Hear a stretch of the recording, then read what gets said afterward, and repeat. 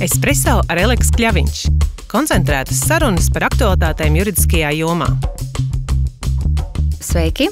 Esmu Zana Miglāne, Zvērināta advokātu biroja Eleks Kļaviņš vecākā juriste. Un es esmu Anna Lalova, Colliers Baltics biroja platību aģentūras asociētā direktore.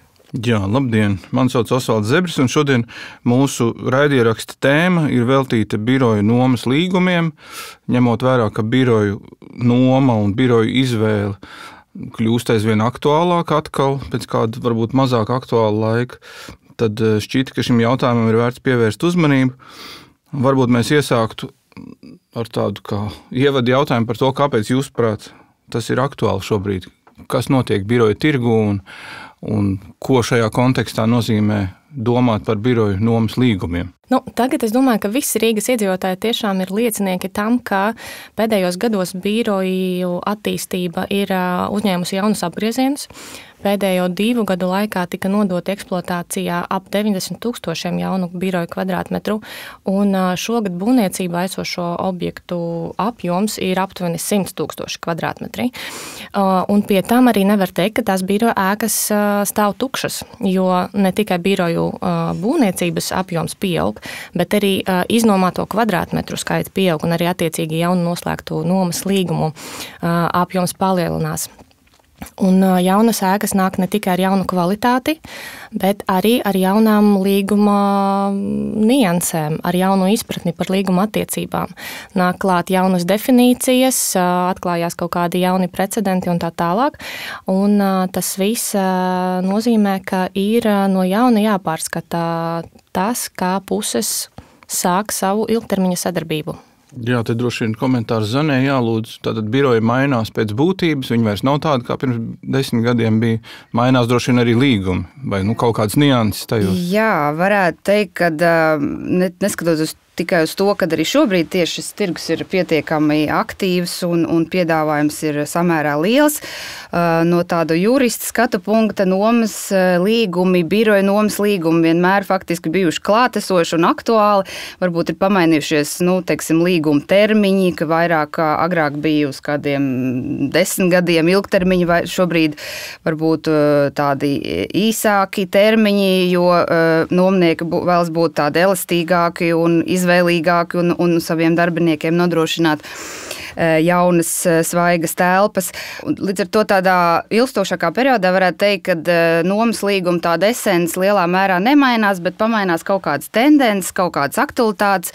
Vēl pavisam nesen atceramies, kad bija tāds Covid laiks, ko daudzi varbūt ir aizmirsuši, bet tajā brīdī mums kā juristiem, es domāju, arī brokeriem, zinām mērā bija tāda kā bažas, vai vispār pēc Covid laika biroji vispār vēl būs tikpat aktuāli vai katrā ziņā droši vien mazākās platībās aktuāli. Faktiski iespējams tikai juridisko adrešu, tur recepcijas nodrošināšanai, bet realitātē mēs secinājām, jau vairāk gadi, kā ir atpakaļ aktīvs tirgus, ka tomēr gan darbinieki ir noilgojušies pēc klātienes darba, pēc kolēģiem, pēc privātās darba dzīves norobežošanas, telpas norobežošanas. Savukārt arī uzņēmumu vadītāji ir priecīgi redzēt savus darbiniekus uz birojā uz vietas, jo tas palīdz zināmā mērā kaut kādu laiku plānot, kaut kāda paredzamība, prognozējamība, darbinieku pieejamība, kopējā komandas garu uzturēšanā, ko visu labi piedāvā un veicina biroja darbs klātienē uz vietas. Ok, bet runājot tātad par pašiem šiem līgumiem, ņemot vērā, ka tātad biroju aktivitāte atgriežas, mēs jūtam, līgumi ir mainījušies laika gaitā, vismaz niansēs kādās. Kas tad ir tas pats būtiskākais, kam abām pusēm mēģināsim iejusties abu pušu kurpēs šobrīd, ko abām pusēm ir jāņem vērā, kam šai līguma obligāti būtu jābūt? No nomnieka viedokļa ir jāsaprot, kur uzņēmums vēlas vispār, lai viņa birojas atrastos, jo tendences ir dažādas.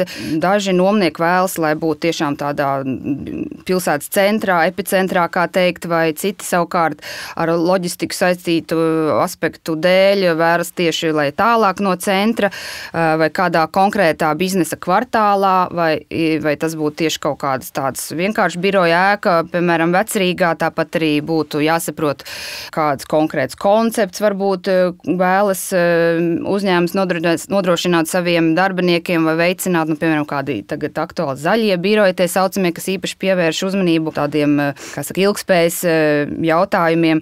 Un no šādiem punktiem bieži vien atkarīgs, kā nomnieks izvēlas vispār, kur skatīties, uz kuru pusi, un arī bieži vien šādas te izvēles ietekmē arī līguma sarunu laikā konkrēts punkts, jo ir daži, kas ir svarīgāki saistībā ar šiem aspektiem, un ir daži, uz kuriem var vairāk piekāpties.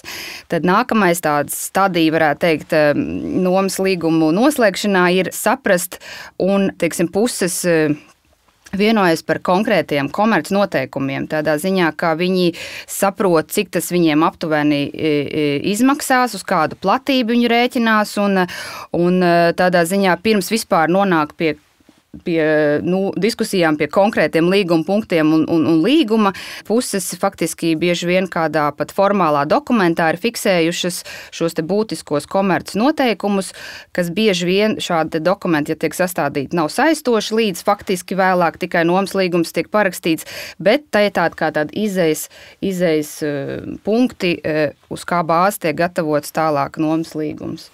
Jā, un tad var teikt, ka patiesībā tas ir tāds pirmais vilnis ar pārunām, kas skar tieši komerc nosacījumus. Šajā sakarā tiešām ir svarīgi panākt appusēji pieņemamus nosacījumus, skaidrs, ka abu pušu intereses velk bišķiņu uz dažādām pusēm.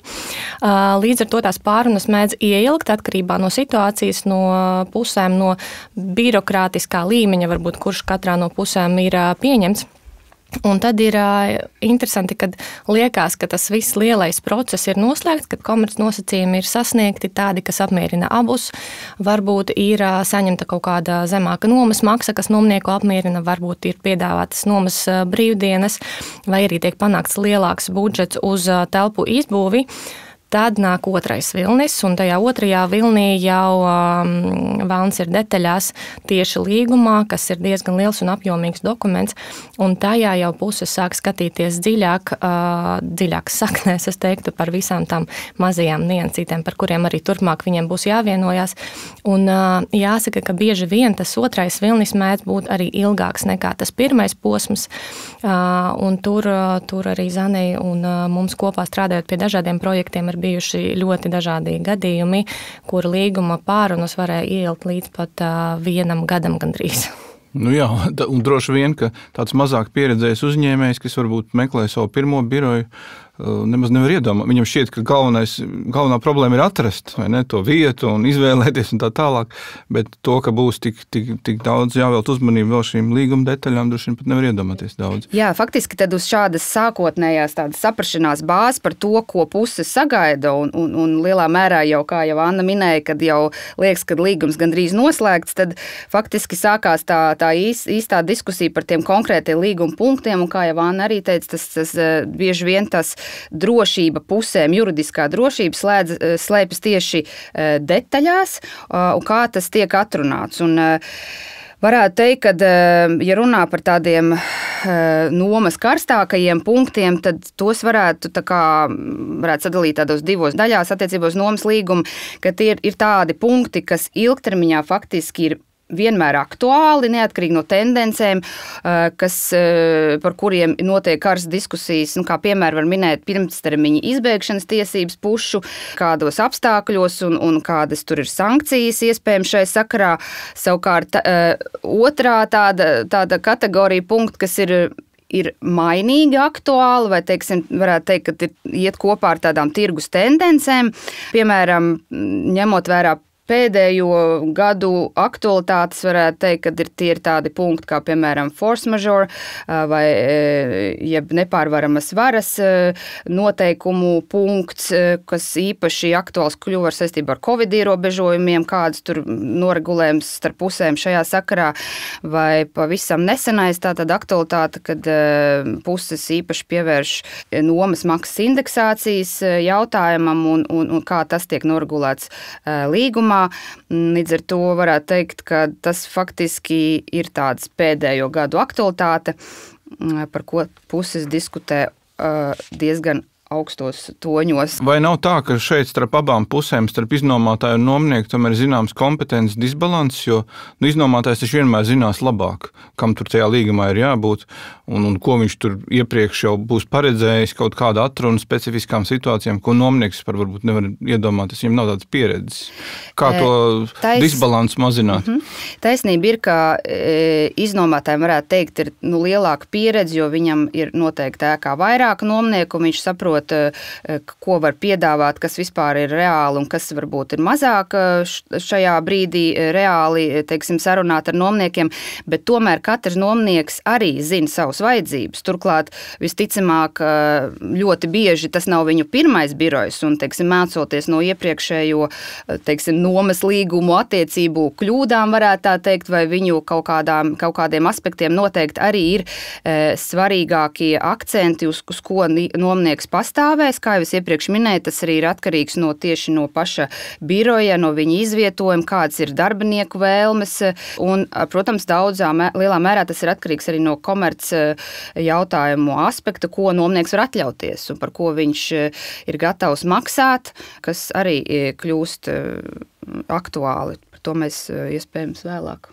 Arī neliela piebilde par to, kas mums būtu jāatcerās, jo tiešām diezgan bieži tiek dzirdēts no nomnieku puses par to, ka līgums ir sastādīts tikai vienas puses labā un viņš nav nobalansēts un tā tālāk, bet svarīgi atcerēties, ka iznomātājam viņa ēka ir pamatbiznesa. Parasti iznomātāji, vismaz Rīgas apstākļos, it īpaši runāt par jaunajām ēkām, tie ir profesionāli attīstītāji, kas fokusējās tikai un vienīgi uz to, lai viņu ēkas strādātu, un tas ir viņu pamat ienākumu avots.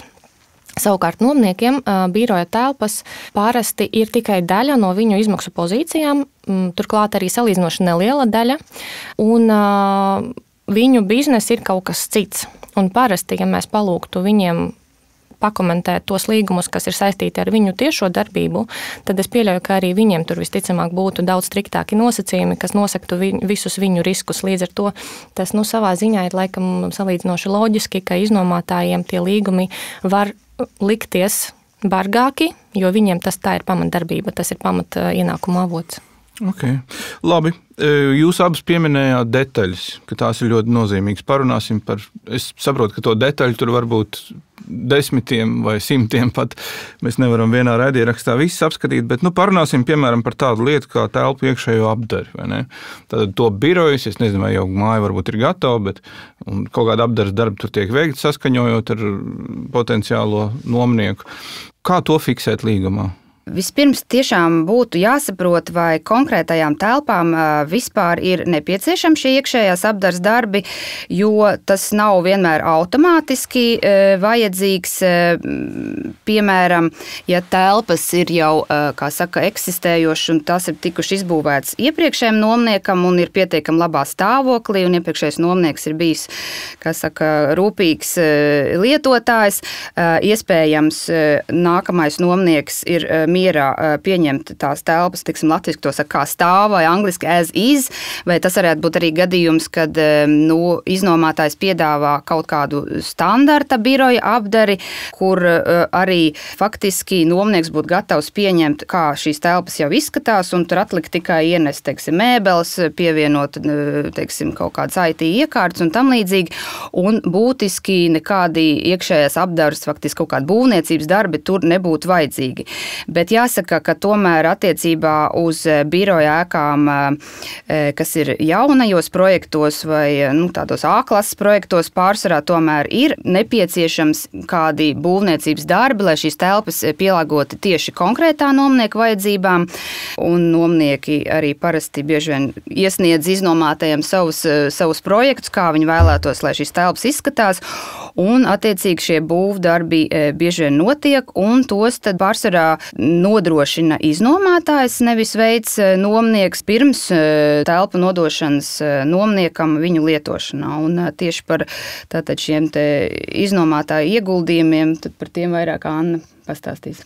Atgriežoties pie tā posma paša pirmā, ar ko iznomātais un nomnieks sāk sarunas par komercnosacījumiem, tad daļa no šiem komercnosacījumiem ir arī investīcijas telpu izbūvēm. Un skaidrs, ka tās investīcijas ir ļoti ciešā saikne ar nomas maksu attiecīgi, jo lielāka investīcija, jo visticamāk augstāka nomas maksa tiks piedāvāta nomniekam. Un, attiecīgi, tie komercnosacījumi, kas bija izrunāti pirmajā posmā, tiek arī ielikti turpmāk nomas līgumā.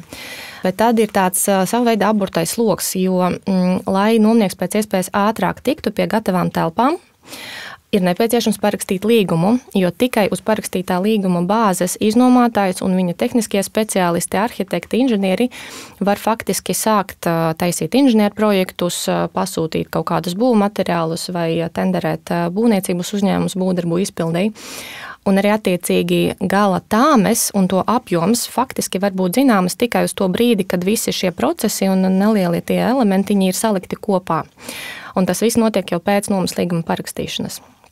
Ņemot vērā to, ka pēdējos gados dēļ ļoti daudziem un dažādiem notikumiem pasaulē un Latvijā būvniecības izmaksas ir ievērojami kāpušas, tad šajā posmā mēdz tiešām būt dažādi pārsteigumi, ar kuriem pusēm tad vēlāk ir jātiek galā un jāvienojas, kā viņi šo atrisina. Risinājumi, protams, vienmēr ir dažādi, tas atkarīgs no situācijas, no nomniekiem, no ēkām, no iznomātājiem un tā tālāk.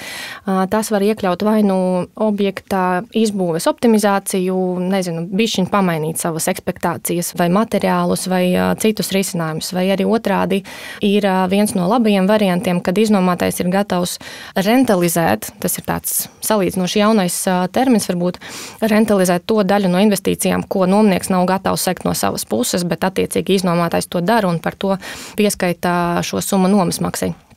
Bet jebkurā gadījumā, uz ko es mēģinu varbūt novest šajā jautājumā, ir, ka ne tikai līguma punkti un formulējumi kā tādi ir veiksmes tāds priekšnosacījums, bet arī šeit ļoti, ļoti liela nozīme ir tomēr uzticībai starp abām pusēm, kad viņi sāk savas sarunas, lai abas saprot, ka pat ja kaut kas radīsies, kaut kādi jautājumi vai strīdi un tā tālāk, tad tos abas puses spēs atrisināt, izrunāt, un tā uzticamība ir diezgan augstā līmenī, lai izietu cauri visam tālāk, jo visi nomas līgumi, it īpaši jaunajās ēkās, viņas ir ilgtermiņā, un līdz ar to, lai ilgtermiņa attiecībās justos komfortabli, ir nepieciešams gan kvalitatīva juridiskā izrunāšana, gan arī tomēr cilvēciskais un uzticība. Jā, es varu piebilst, ka svarīgi, ka puses ir faktiski darbojās savstarpēji labā ticībā, nevis ka vienu otru vēlas kaut kā, apvest ap stūri, bet jau no paša sākuma jau pie līguma sarunām un pēc tam jau, izbūvēt šīs telpas, ir savstarpēja uzticība. Ja kaut kas tur varbūt ne tā, kā sagaidāms ir noticis, tad nākt kopā un runāt un lai tas rezultāts ātrāk būtu, kad nomnieks var ienākt telpās un priecīgs tās lietot. Jā, bet pieņemsim, ka mēs ar jums esam labā ticībā. Telpas top, tur ir vēl iesaistīti būvnieki. Kā mēs zinām, būvdarbi vai remontdarbi vienmēr saistās ar zināmām laika nobīdēm. Ne tikai naudas, bet arī laika. Vai šo situāciju var un kā to pareizi paredzēt abām pusēm? Vai to var līgumā vispār iekļaut šādu potenciālu kavēšanos?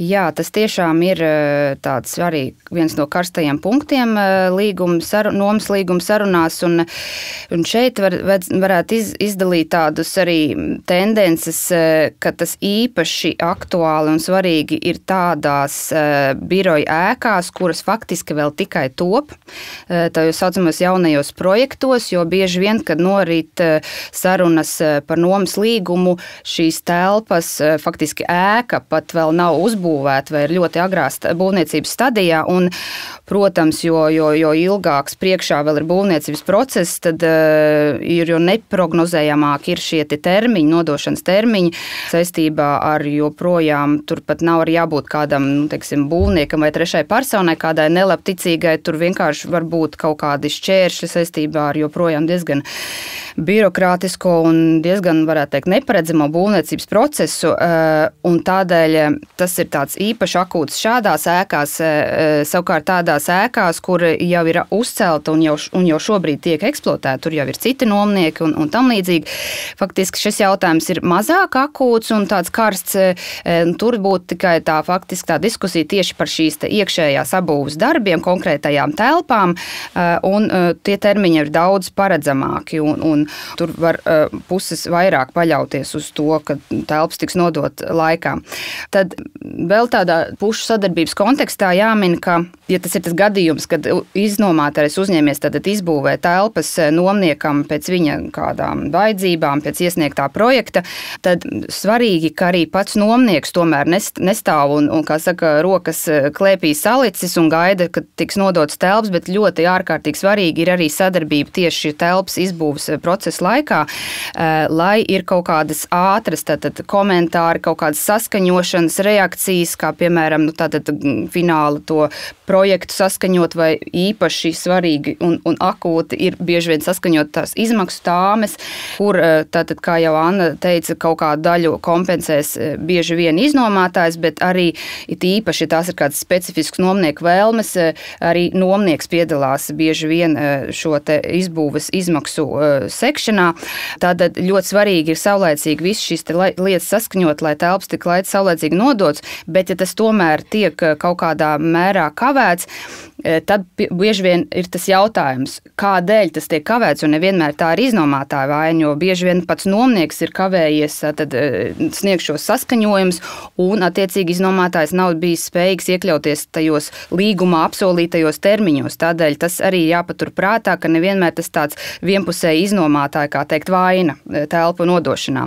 Tad tālāk ir, ja tomēr var teikt, ka tas ir tā kā iznomātāja pusē tā vaina, tā kavēšanās, tad tiešām līgumā bieži vien tas tiek regulēts tādējādi, ka tiek paredzēts kaut kāds līgumsods saistībā ar telpu nokavēšanu, bet atkal jāsaka, ka un šis līgumsods bieži vien var būt paredzēts tādā pieaugošā veidā, jo ilgāk kavē, jo tas līgumsods pieaug, nevis tieši kaut kāds fiksēts, bet tomēr pārsvarā ir arī kaut kādi ierobežojumi šiem līgumsodiem, it īpaši jau man minētajos jaunajos projektos, kur attīst šos te biroja ēkas. Reti, kad iznomātājs parakstīsies uz tādu noteikumu, ka tiks maksāti līgumsodi no pirmās nokavējuma dienas, jo tieši tādēļ, ka ir šie neparedzamie būvniecības procesi, tas noteikti, teiksim, varētu būt, teiksim, mēneša nokavējuma, sāk šis līgumsods skaitīties, un arī bieži vien iznomātājs tomēr, kaut kā savādāk cenšas ierobežot šo līgumsodu, piemēram, kādu maksimālo apmēru vai tam līdzīgi. Savukārt tāds pēdējais, kā saka, tāds regulējums sakarā ar kavējumu varētu būt tāds, ja tas tiešām ir būtisks kavējums, kur nomnieks vairs nevar gaidīt, un tas ir pilnīgi saprotams, jo nomnieks ir, rēķinās ar pārvākšanās izmaksām, ir apsolījis saviem darbiniekiem, ka būs jaunais birojs, bet tas joprojām nav un nav, tad ir bieži vien tiek paredzēts tātad nomniekam šīs te līguma izbēgšanas tiesības, un tas jau pats par sevi ir tāda kā sankcija iznomātājiem, ka tad šīs attiecības tiek pārtraukts, bet tas bieži vien tieši iet ciešā, tā teikt, sakabē ar kaut kādām tieši arī finansiālām sankcijām iznomātājiem, kas varētu būt vai kāds fiksēts līgumsods, vai arī kaut kādu zaudējumu, kas radušies nomniekam kompensēšana, kā minimums tādi izdevumi, kas ir tieši saistīts ar telpu izbūvu, tur, teiksim, telpu projektu sagatavošanu un tam līdzīgi. Līdz ar to attiecīgi iznomātājs būs spiests ciest šo līgumsodu, bet es atkal atkārtošu, ka tas ir tikai vienmēr jāskatās kontekstā, vai tur nav arī otras puses vaina kaut kādā mērā pie šī nokavējuma, un tur jau atkal var būt tad vēlāk diskusijas par to, kurš ir patiešām vainīgs un cik lielā mērā pie tā, ka telpas nevar tikt nodots laikam. Jā, paldies. Anna, saki, kā tavā pieredzē ir, kā tad šobrīd ir, kādas ir tās tendences, kā tiek fiksēta apsaimniekošanas maksa mūsdienīgos līgumos? Šis ir labs jautājums, kurā jau slēpjas arī galvenā atšķirība starp to, kā mēs esam pieraduši redzēt līdz šim nomas līguma formulējumus un kā mēs redzam tos tagad. Jo būtiskākā izmaiņa, ko pieredz tagad nomnieki, ir tas, ka no tās fiksētās apsaimniekošanas maksas tomēr lielākā daļa, tīpaši jauno projektu iznomātāju, pāriet uz tā saucamo open book, jeb atvērtās grāmatas principu. Iepriekš fiksētā apsaimniekošanas maksa ļāva nomniekiem daudz skaidrāk prognozēt savas finansiālās izmaksas, kas, protams, bija diezgan pozitīvi, jo viņi vienmēr, parakstot nomas līgumu uz tiem pašiem 5 gadiem, varēja zināt, cik tieši viņi maksās gan par telpu nomu, gan arī par to apsaimniekošanu. Un līdz ar to bieži vien tagad redzot open book, daudzi nomnieki nav par to priecīgi, viņi nesaprot, kā viņiem prognozēt, ko tas nozīmē, no kā tas ir atkarīgs un kā lai es ierobežoju to kaut kādu apjomu, kas pilnīgi nav saprotams uz līguma izskatīšanas brīdi. Bet jāsaprot arī tā nianse, ko tas open book vispār dod vispārīgi procesam un ēkas uzturēšanai. Piemēram, ja iepriekš pie fiksētās apsaimniekošanas maksas piedzīvojot cenu kāpumu kaut kādā no pakalpojumu servisiem, piemēram, logu tīrīšana vai apsardzes pakalpojumi vai jebkādi citi, tad iznomātājiem pa lielam bija jāpieņem lēmums, vai nu viņš piemaksā pats no savas kabatas, piemēram, par to pašu otro reizi gadā logu tīrīšanai, lai nomnieki būtu laimīgi un priecīgi par to, ka saules gaisma joprojām ir daudz viņam biroja telpās, vai arī viņš paliek pie tās pašas fiksētās maksas, viņš neko nesedz no savas kabatas, bet tad nomnieki nav laimīgi par to, ka viņu ēka vairs neizskatās tik ļoti reprezentabla. Un open book patiesībā atrisina šo jautājumu, jo tas nozīmē, ka ēka tiks uzturēta tādā kārtībā, pienācīgā līmenī, ja tīpaši, ja mēs runājam par jaunajām ēkām, uz kurām kvalitātes prasības ir diezgan augstas, un daudzi nomnieki izvēlās tieši jaunas ēkas tieši kvalitātes dēļ, lai tā ēka kalpotu kā tāds simbols, ka mūsu uzņēmums rūpējās gan par mūsu prestižu, par mūsu brendu vārdu, gan arī par darbinieku piesaisti un par to, lai darbinieki jūtās labi. Tad attiecīgi tas open books, viņš pa lielam strādā arī līdzīgi kā komunālo pakalpojumu rēķins. Viņš nozīmē to, ka faktiski nomnieki maksā tieši tādu proporcionālo summu attiecībā uz viņu nomājamo platību, cik faktiski tika patērēts konkrētajā laika periodā, lai apsaimniekotu šo ēku. Es varētu papildināt no tāda juridiskā viedokļa, tad liekas vienmēr nomniekiem, tur ir tāda nezināmais izdevums, ko nevar nekā iebudžetēt, ieplānot. Līdz ar to ir tādi, var teikt, vairāki principi vai tādi, kas svarīgi nomniekam iekļaut nomas līgumā. Pirmais ir tas, kad ir faktiski šis tāds izmaksu un to pamatojošo dokumentu caurspīdības princips, jo parasti šajā sakarā, kad ir šis open book princips, tie paredzēts tiesības ar zināmu regularitāti iepazīties vai, teiksim, pieprasīt nomniekam uzrādīt šos te izmaksu pamatojušos dokumentus, protams, ar kaut kādiem ierobežojumiem, kas tik tālu, lai tas neskartu citu personu, kādas tiesiskās intereses, piemēram, kādu komercnoslēpumu iesaistīto pušu, teiksim, citu nomnieku vai partneru komercnoslēpumu, bet tomēr princips tāds, ka var tātad pieprasīt pamatot. Un otrs tāda tendence, kad nomnieki parasti vēlas kaut kā vēl atrunāt līgumā kādus citus tādus principus, pēc kā tā ēka tiks apsaimniekot, lai kaut kādā mērā izvairītos no tādām nesamērīgām, nesaprātīgām izmaksām. Līdz ar to ieliek līgumā tādus noteikumus, kā piemēram, ka iznomātājam ir jāizvēlas saskaņā ar kādām tirgus cenām konkrēti pakalpojumi vai pie kādām lielākiem pakalpojumu iepirkumiem jārīko konkurss, bet, protams, vienmēr jāatcerās, ka tāpat galu galā iznomātājs pieņem to beigu lēmumu, kāds būs tās izmaksas un ar kādiem sadarbības partneriem viņi sadarbosies, lai tad nodrošinātu, kā jau Anna minēja, šo te atbilstošo ēkas prestižu, komfortu, konceptu un tam līdzīgi. Jā, un tad īsi vēl pieminēšu tīri no prakses, ko tas nozīmē, kāpēc tie ierobežojumi parasti ir. Mēs diezgan daudz piemērus dažādus dzirdējām no nomniekiem, viņu bažas par to, ka viņi tiešām vēlās kaut kādā veidā ierobežot iznomātāju rīcību. Tas strādā ļoti labi, lai, piemēram, nomas līguma laikā iznomātājs vai nu tas pats, vai nu kas mainās un parādās kaut kāds jauns, lai viņš neizdomā vienā skaistā dienā, ka es vēlos sev lobbyjā izveidot kaut kādu superdārgu oranžēriju, kas man liekas, man nāk pie sirds un es vēlos to uzturēt, un tad visas izmaksas tiktu sadalītas proporcionāli uz nomniekiem, vai arī kaut kāda tur superduper strūklaka vai džakūzī vai baseini, ļoti dažādus variantus mēs dzirdējām pārunu laikā, bet tas tikai nozīmē to, ka tas tiešām ir svarīgi nomniekam, jo viņi grib augstu kvalitāti, bet lai tā kvalitāte ir saprātīga. Kas tad jūsu abu pieredzē ir tie galvenie jautājumi, par ko ir visgarākās diskusijas un par ko ir visgrūtāk varbūt vienoties mūsdienu? Jā, un es varbūt minēšu tieši pēdējā laikā karstāko punktu. Tas ir saistībā ar nomas maksas indeksāciju, jeb palielināšanu nomas laikā, jo mums visiem ir zināms, ka pēdējo 2 gadu laikā inflācija ir kāpusi debesīs, un šobrīd tad savukārt atkal ir ļoti kritusi. Līdz ar to šim punktam puses pievērš īpašu uzmanību, nosakot kaut kādus ierobežojumus.